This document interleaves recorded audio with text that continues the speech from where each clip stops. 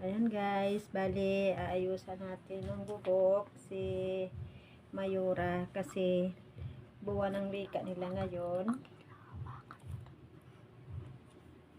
Kaya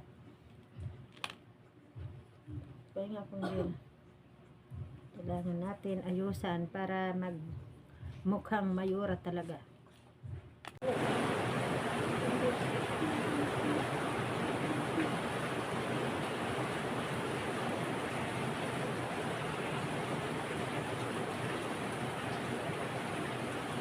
Guys, ganyan lang yung kanyang buhok.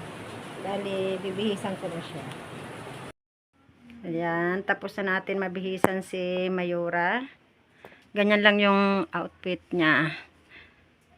Yan lang guys. Ganyan lang, simple lang.